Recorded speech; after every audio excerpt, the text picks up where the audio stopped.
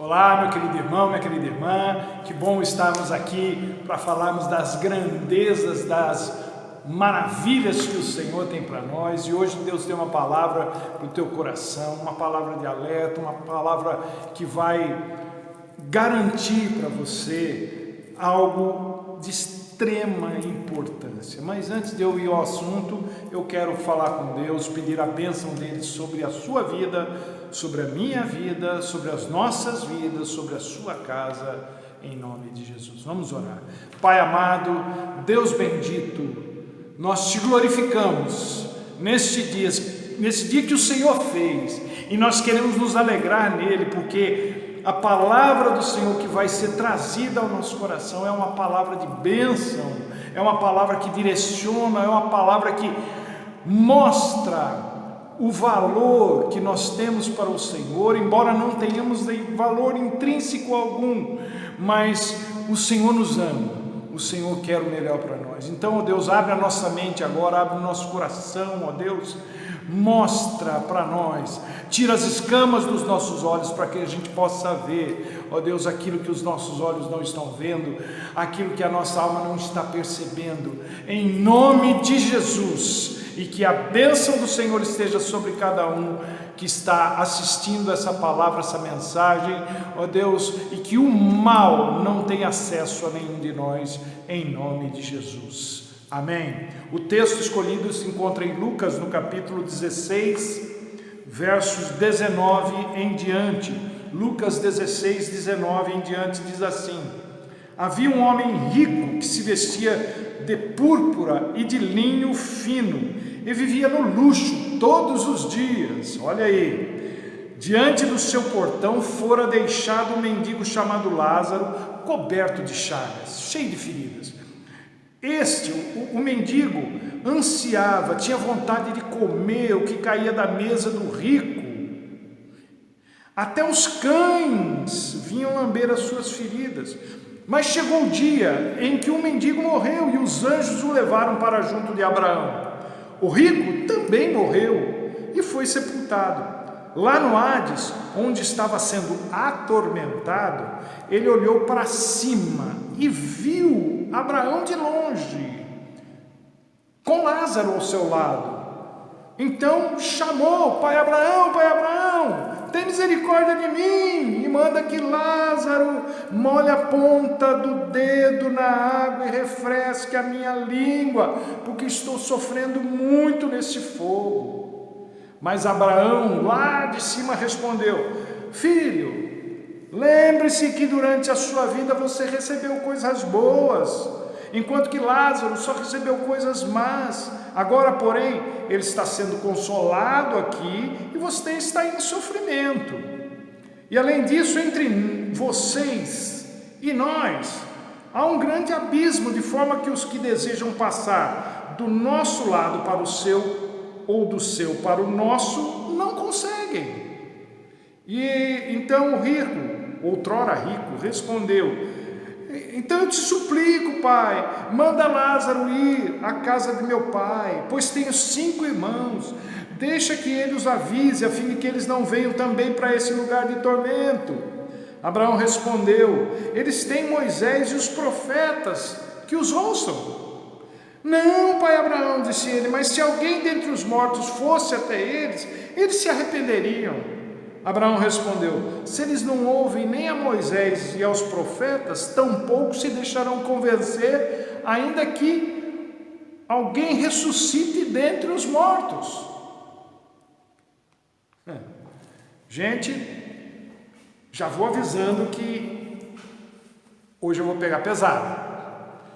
Eu li essa história toda, que muitos de vocês já conheciam, mas eu queria que vocês prestassem bastante atenção no versículo 26, que é por onde nós vamos caminhar. E ali no versículo 26 diz que existe um abismo humanamente intransponível entre um certo tipo de conduta de vida e outro tipo de conduta de vida. E a questão aqui que eu quero abordar não é sobre a existência depois da morte física Não quero falar sobre céu e inferno em termos escatológicos. Não é por aí que eu quero caminhar. Eu quero caminhar sobre a intrigante questão que Jesus levanta em Marcos 8:37, quando ele diz: o que é que alguém pode dar em troca da sua alma? O que leva uma pessoa a perder a alma? O que significa perder a alma? Deixa eu tentar explicar o que eu quero dizer com o termo perder a alma. Perder é um verbo que normalmente está associado a um ato involuntário. Ninguém perde algo porque quer, ninguém perde coisas deliberadamente. Quando a gente usa o verbo perder, geralmente estamos dizendo que em determinado momento deixamos algo escapar do nosso campo de visão e aí a gente perdeu aquilo, sem que a gente percebesse. Perdi a minha chave, perdi o meu anel, perdi a minha bolsa. São atos involuntários. Perder a alma, num certo sentido, também o é. Só que, ao contrário de perder um objeto, que é uma situação pontual, perdi, está perdido, né? Perder a alma é o resultado de um processo de envolvimento e ao mesmo tempo de despojamento.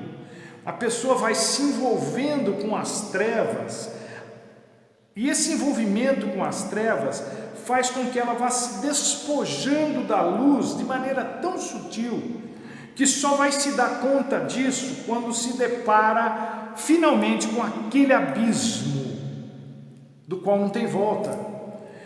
É sobre isso que eu quero falar com vocês hoje.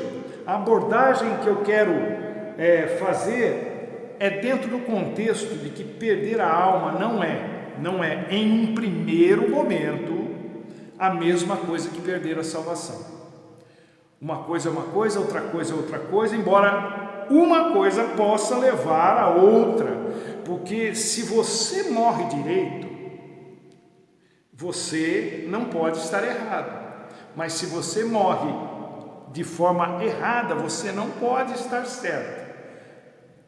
Então é nisso, eu sei que é um pouco complicado, parece um jogo de palavras, mas é possível perder a alma ainda em vida?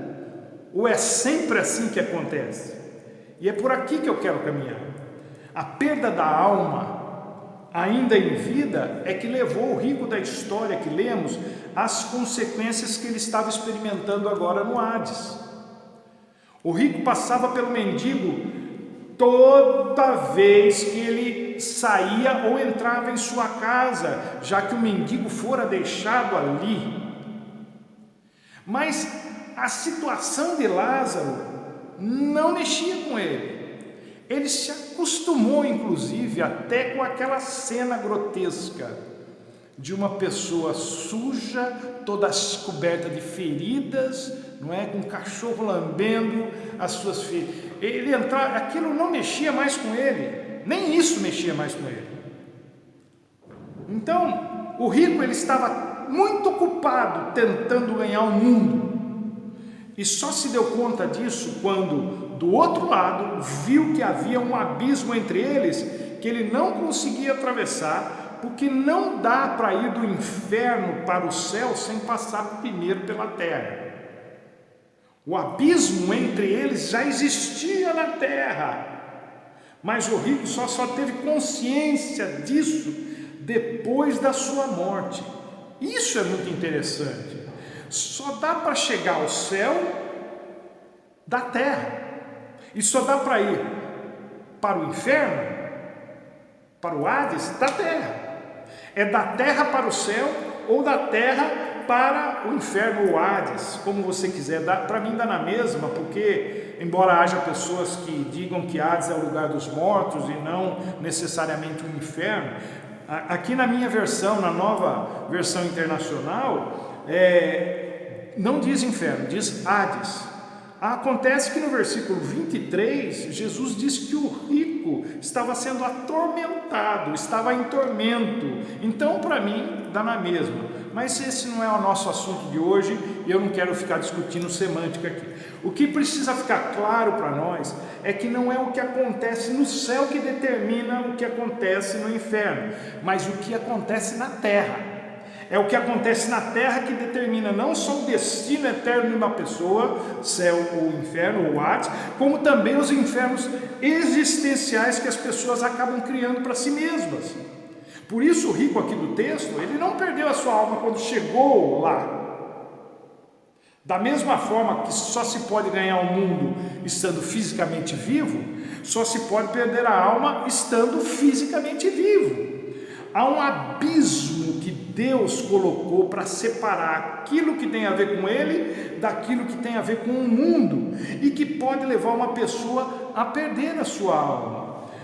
Mas a gente tem que ser honestos, nós temos que ser honestos numa coisa: a influência do mundo sobre nós é muito poderosa. É tão poderosa que mesmo sendo povo de Deus, mesmo sendo escolhidos por Deus, mesmo sendo separados por Deus, salvos por Deus, nós temos uma quase que imbatível, incontrolável compulsão em querer as mesmas coisas que o mundo quer. Vejam Israel no tempo dos juízes, por exemplo.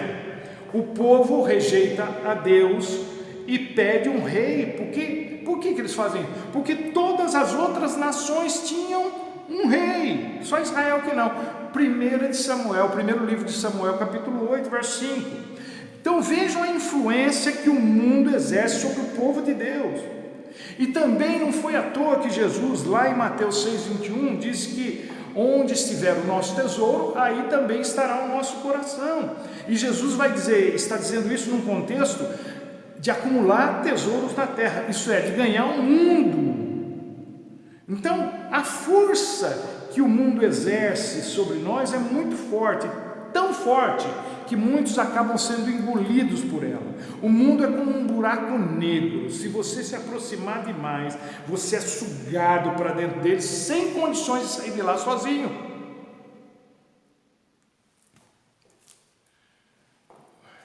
Um dos sintomas que foi constatado mais comuns da Covid-19 é a perda do paladar ou do olfato. Agora pense comigo, comer e não sentir o gosto do que se come é um exercício complicado, gente. Assim como não sentir o cheiro das coisas, inclusive da própria comida.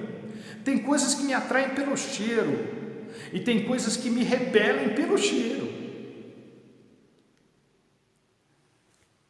Tem coisas que eu acho bonita, ponho na boca, não gosto, cuspo fora. Tem coisas que eu acho feia, ponho na boca e acabam sendo agradáveis. Então, essa questão do paladar e do olfato são importantes. E tempos atrás, eu vi uma reportagem sobre um restaurante onde se come totalmente às escuras, porque eles dizem que dessa forma a experiência gastronômica é mais emocionante, a expectativa é maior. Agora, imagine você num restaurante desse, onde você não enxerga absolutamente nada, né?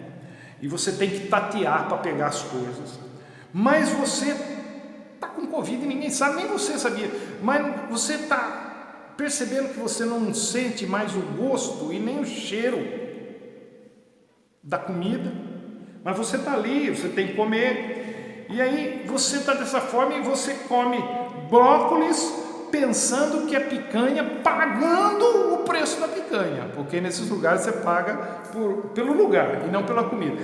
Não é para acabar isso? Para mim é para acabar. Pior que tem aqueles que, para não darem o braço a torcer, dizem que a experiência foi maravilhosa. É o que acontece quando se perde a alma. Envolvida pelas trevas, a pessoa não se dá conta de que está comprando gato por lebre, acha até que está fazendo um bom negócio, de que ela não tem noção de que ela está consumindo lixo, pensando que é algo saudável. E eu não estou falando de pessoas que não conhecem a Deus, estou falando de gente que conhece a Deus, que entra nesse processo. A pessoa que perde a alma é aquela que tinha uma alma, é aquela que perde a sensibilidade para as coisas espirituais em razão do seu envolvimento com as coisas do mundo. Gosto é uma coisa que muda com uma certa facilidade. Quando você fica exposto a um certo tipo de coisa por muito tempo, aquilo que inicialmente você não gostava passa por um processo, a pessoa passa por um processo de absorção, de assimilação, até que um dia, quando menos se espera, aquilo acaba se tornando parte da vida da pessoa e ela já não se dá mais conta de que não gostava antes. A pessoa que perde a alma é aquela que não consegue mais discernir o que é luz do que é trevas, é aquela que não consegue mais ver malignidade no mal. Eu nem disse discernir o que é certo e errado, porque isso é muito difícil para nós, não é tão simples assim. As pessoas perguntam, pastor, isso é certo ou errado? Eu falo, não sei. Mas o que eu estou falando assim é que quando a pessoa não consegue mais perceber o gosto e nem sentir o cheiro da malignidade e muitas coisas que o mundo oferece, isso é sinal de que ela perdeu ou está em processo de perder a sua alma. Quando uma pessoa não consegue mais perceber que o poder reinante no mundo não é o poder do mundo, mas é o poder de Deus, ainda que a gente não entenda e nem consiga explicar muito bem essa questão, a pessoa perdeu ou está em processo de perder a sua alma.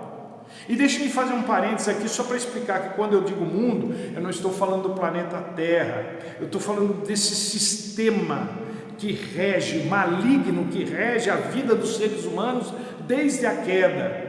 É aquele lance do querer levar vantagem em tudo, de achar que o que você faz de errado está certo. Quer dizer, aquilo que você julga que os outros não devem fazer, você faz na boa. Os outros não podem, mas você pode. É aquele sistema que oprime os mais fracos, mas que, se você estiver se dando bem, tanto faz como tanto fez. Não importa que aquilo lá não seja bom para os outros, desde que seja bom para mim, né? Deu para entender? Se deu para entender, você pode fechar os parênteses aí. Nós precisamos entender que não podemos servir a dois senhores. Nós precisamos entender que não dá para ser amigo de Deus e amigo do mundo concomitantemente, isso é, ao mesmo tempo. Nós precisamos entender isso, mas não conseguimos entender isso de maneira tão fácil. Infelizmente, nós vivemos na era da conciliação. Isso é, as pessoas querem porque querem e acham ser possível e acham ser viável conviver com Deus e com o sistema que rege o mundo ao mesmo tempo. E não se dão conta que ao fazerem isso, já estão de um lado do abismo que não é ao lado de Deus, porque a ideia da conciliação de Deus com o mundo, no sentido de viver bem com Deus e fazer aquilo que o mundo oferece, nesse sentido, né? Isso aí é uma ideia do mundo e não de Deus. A luz não aceita as trevas. Então, nós estamos inseridos num contexto em que ninguém suporta a ideia de ser excluído, de ser diferente, de ser departamentalizado. Daí esse esforço enorme que a gente vê na mídia para obrigar os outros, as pessoas a aceitarem aquilo que se chama de minoria social, inclusive nós, como crentes, como igreja, viu gente? Nós não aceitamos mais que nos olhem como diferentes, e isso, eu devo dizer, é muito prejudicial para o Evangelho de Jesus Cristo.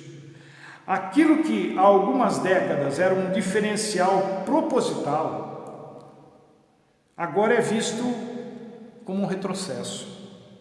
Antigamente, eu não estou querendo ser saudosista, só constatar um fato, antigamente crente era odiado, mas respeitado. Hoje, crente continua sendo odiado, só que ninguém mais nos respeita. Dias atrás eu fui levar meu cachorro no veterinário e ele me deu uma agulhada. Ô Wilson, ele sabe que eu sou pastor. O que você diz para mim daqueles pastores que receberam propina? O que eu posso dizer para ele? Por que isso acontece com tanta frequência hoje em dia?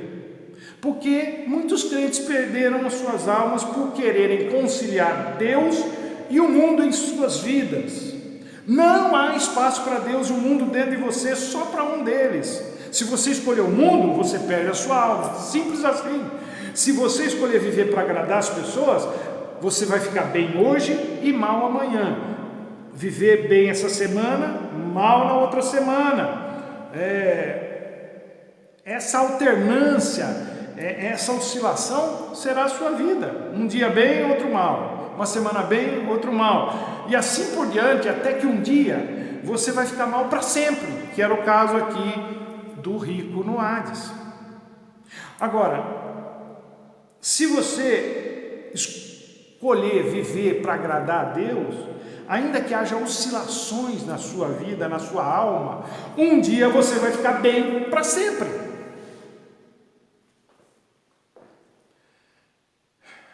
Isso funciona exatamente como o mundo e Deus funcionam. E como é que o mundo e Deus funcionam? O mundo oscila, muda constantemente, está em constante transformação, e de uns tempos para cá, tudo que é relativo ao mundo muda mais rapidamente até do que a gente consegue absorver, assimilar. Aquilo que é novo hoje, amanhã já é obsoleto, desde eletrodoméstico até modismos, passando inclusive por padrões sociais, religiosos, culturais, morais, tudo muda no mundo.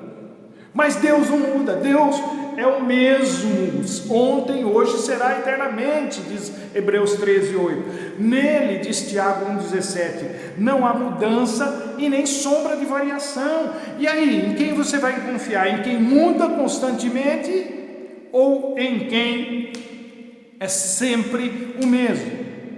Gente, o mundo exerce um fascínio enorme, principalmente na vida daqueles que optam por servirem a Deus, por serem amigos de Deus. Por quê? Porque quando a gente faz isso, a gente acaba se restringindo muito às coisas. Muitos se veem assim reprimidos. É aquele tal do não pode isso, não pode aquilo. E por causa disso, a atração por aquilo que a gente não pode se torna ainda mais forte. E se você não tem esse tipo de conflito, sinto lhe informar que das duas uma, ou você já perdeu a sua alma, ou então você está morto, você está morta. Agora eu pergunto, você está morto? Está morta? Então cuide da sua alma para que ela permaneça viva do lado do abismo onde Deus quer que você esteja. O problema do fascínio pelo mundo é que quanto mais fascinados por ele nós ficamos, menos importância à vida eterna nós damos. Quanto mais fascinados com alguma coisa dessa vida nós ficamos, mais rapidamente morre a nossa alma, isso é, mais rapidamente morre a nossa capacidade de nos relacionarmos com Deus, mais rapidamente morre a nossa capacidade de nos identificarmos com a vida do outro, com a dor do outro, com o sofrimento do outro, com os sentimentos dos outros. De que adianta ganhar o mundo inteiro e perder a sua alma? Adianta alguma coisa? Alguém poderia dizer, adianta sim, é o que eu quero, vale a pena sim. Aliás, tem muita gente que vende a sua alma para conseguir o que quer desse mundo. O que essas pessoas não levam em consideração é que a glória desse mundo acaba tão rápido quanto começa, porque a vida é muito curta. O tempo de glória nessa vida é muito curto. Há todo um contexto onde Jesus insere essa história do rico e Lázaro, e alguns versículos antes, no versículo 10, Jesus diz uma coisa que é a causa de muitos perderem suas almas. Ele diz lá, quem é fiel no pouco, também é fiel no muito, quem é desonesto no pouco, também é desonesto no muito. O versículo é autoexplicativo, está dentro de um contexto autoexplicativo, mas como eu estou falando de perder a alma e não sobre dinheiro, embora haja correlação entre uma coisa e outra, eu penso que Jesus estava dizendo o seguinte: quem quiser lidar com questões de extrema importância, como as questões espirituais, tem que aprender primeiro a lidar com questões de só menos importância. Em outras palavras, quem quiser resolver questões concernentes à vida eterna, precisa primeiro resolver questões da vida na terra. Se você não dá conta nem das coisas mais básicas da fé, como é que você quer que Deus reparta com você aquilo que a Bíblia chama de coisas inefáveis, indescritíveis? O rico não havia se preocupado nem com as coisas mais básicas da fé durante a sua vida na terra, e agora ele pleiteava um alívio para o seu sofrimento. Ele era o que a gente chama de uma pessoa sem noção. E segundo o texto, não dá para fazer isso não. Então, gente, como é que nós sabemos que a nossa alma vai sobreviver ao mundo e ao que ele nos oferece, de maneira que cheguemos onde Lázaro, o mendigo do texto, chegou? Um dos sinais mais óbvios é a prioridade, são as nossas prioridades. Prioridade é um sinal que revela se a sua alma está perdida ou está no caminho certo. A prioridade do rico era a sua própria existência. Isso fez dele uma pessoa extremamente mesquinha e insensível. E é preciso que fique claro que eu não estou me referindo só a pessoas desconhecidas. Esse tipo de atitude pode acontecer dentro da nossa própria casa, dentro da própria família, quando um dos membros não está nem aí para o que acontece com o outro ou com os outros, desde que ele ou ela se dê bem. A pessoa que não se move nem se comove com a outra, seja uma pessoa chegada ou estranha, revela que a saúde da sua alma está bastante comprometida. Pastor, será que eu estou bem com Deus? Não sei. Quanto tempo você passa com Ele? Deus é prioridade para você?